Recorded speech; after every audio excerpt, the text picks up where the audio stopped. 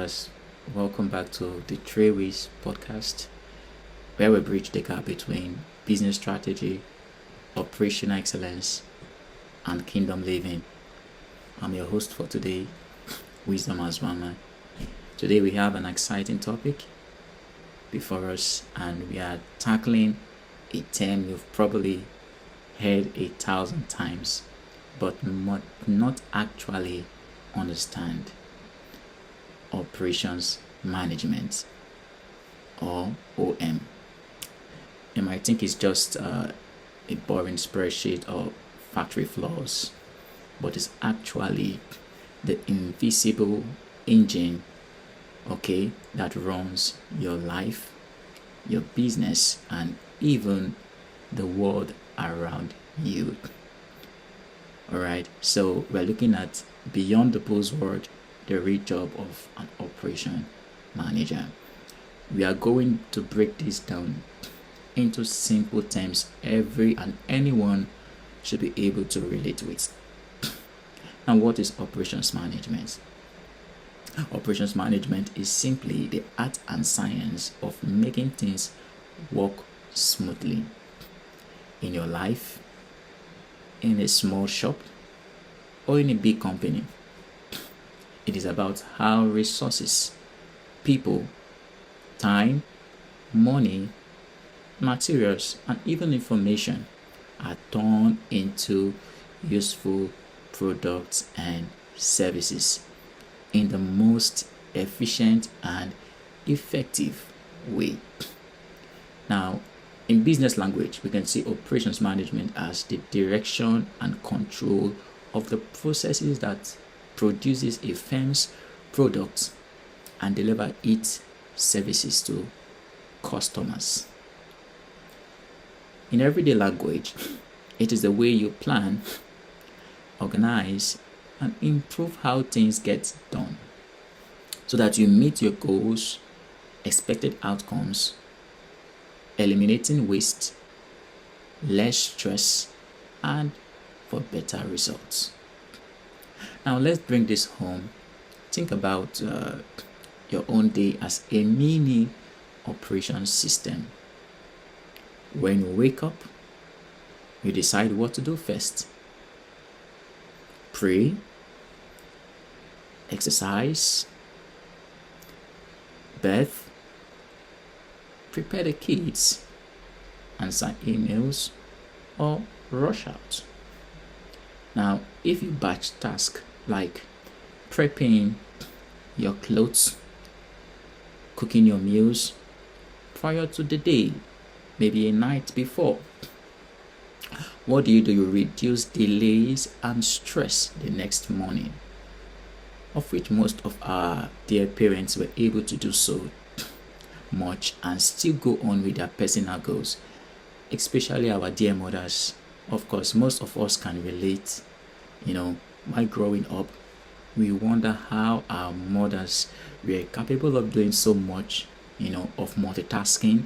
They go to work, from there, go to the market, come back, still cook, prepare the meal, take care of their children. Well, you will say they are graced for that. But the truth is that everything they did were all planned out. That is operation management on a personal level. Designing your daily processes to what? Deliver a service. You showing up on time, prepared, focused in the best way. Now, a quote says, "The plans of the diligent lead surely to abundance." The plans of the diligent lead surely to abundance, but haste without planning leads to lack. Now, this mirrors the principles that says a thoughtful process creates what? Better outcomes. A thoughtful process creates better outcomes. Now, we are going to look into a small business setting, how operation management looks like. Now let's consider a baker who decides how many loaves to produce today, what time to start mixing, and how long each batch should bake, when to reorder flour when it gets exhausted, or even before it gets exhausted, to eliminate what waste of time, and how to arrange the shop so customers are what served quickly, eliminating what queuing, long queuing. That same baker also what watches which products what sells most, which ones are returned, and which hours are what busiest, which is called the peak time. All right, these are simple but powerful what operations management what activities. Now, if the baker overproduces, note this: if the baker overproduces, there is waste, and if he or she underproduces, customers are disappointed. So what does operation management help? It finds the right balance. It finds the right balance, eliminating waste, all right, and efficiency. Now, on a larger scale, big companies like Amazon and Toyota have become famous because of strong operations management. Now, Amazon uses carefully located warehouses, predictive data, and even robots to move shelves to workers, so orders are shipped what faster and cheaper. You wonder how you order something today and the next day is being delivered to your doorstep. Let's take for instance Toyota. Toyota uses just-in-time production, where parts arrives exactly when needed, so they are not paying to store huge amounts of inventories. All right, these are advanced examples of operations management, but the principle is the same. Just as your kitchen, just as your NGO, you plan what the flow, all right, to remove what unnecessary steps and keep what improving how work gets done. So beyond the buzzword, the real job of operations management is what alignment. So an operation manager asks, how do our daily activities line up with our bigger vision and promises? So a school might say, we provide quality education, but if the timetables are chaotic, teachers are double booked, students never get their result on time, what do you say? There is an operations problem. A church says we care for people, but if follow-up systems of volunteer schedules and communications are disorganized, people can still feel what neglected or abandoned or uncared for. Now, operations management helps close the gap between what an organization says, all right, their promise, what they says, and what people actually experience in the field and out there. So at the heart of operations management is a simple loop: plan, do, check, and improve. You plan the process, how work should flow from one point to the other point. You do the work, you check what actually happened, the time taken, the cost, the quality, and the satisfaction of your customers. All right, or you, were you well satisfied? All right, and what do? You improve the process for what next time. In life, this might look like reviewing your week every Sunday. What went well? Where did you waste time? Which tasks slowed you down? And how can you rearrange your schedule?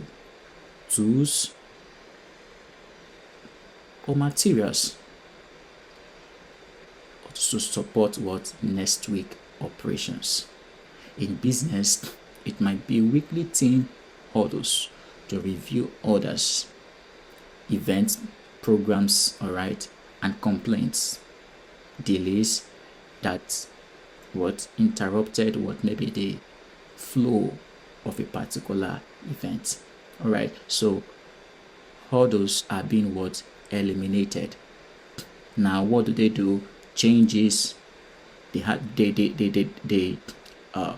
try to make scheduling and staffing or suppliers what real booked on time. Okay, now a wise quote often linked to management thinking is, what gets measured gets managed, commonly attributed to Peter Drucker. Now this captures a key truth in operations management. You cannot improve what you do not track. If you track only sales, alright, but never track delivery time, error rates, or customers wait time, you might be growing in revenue while quietly what building frustration and burnout. So operation management pushes you to ask, what indicators show that our process is healthy? Is it on-time delivery, low rework, fewer complaints, higher repeat purchase, or smoother workflow? Now scripture also honors order and wise stewardship of processes, not just outcomes. In Proverbs, we see diligent planning and steady efforts are shown as pathways to plenty. In the story of creation, work is done in a clear sequence. God, who is the creator, initiated his plan with clear words, intentions. First, he created the light, land, plants, animals, and finally humans. He did not create the land first. He had to create the light, because the light is priority, is essential for every other thing that comes after. In an orderly pattern, he created everything, revealing that chaos becomes beauty through structured, intentional activity. So operations management, as its core, is about bringing that kind of order to the mess of daily tasks, whether in a family, a ministry, or a multinational company. So what does this mean for you? Whether you are a student, an entrepreneur, a pastor, a manager, or a homemaker, you already do what we call operations management. Every time you design a routine, simplify a workflow, create a checklist, or rearrange your space in your office or in your shop for smoother work, you are practicing operations management. So here is the invitation, is to become more conscious and deliberate about it. Start by identifying one process in your life or work that constantly frustrates you. Maybe customer follow-up, content posting, stock management, or even your morning routine, and map out the steps, find the bottlenecks, and redesign it to be a simpler and more reliable. So here is how we wrap this session. It's a call to action. Stop seeing operations management as a dry business term and start seeing it as a powerful everyday tool for growth. Take this week to choose one operation in your life or organization. Write how it currently works. Measure one or two key indicators like time, like we saw earlier, cost, or errors, and test one small improvement. Then review what's changed. As you keep aligning your daily operations with your bigger vision, you will experience less chaos, more clarity, and a steady, sustainable path to success you desired. Thanks for watching the 3 Ways podcast. If this added value to your day, hit that like button and subscribe for more insights on leadership, business, and kingdom life. I'm Wisdom, reminding you to build wisely. See you in the next episode.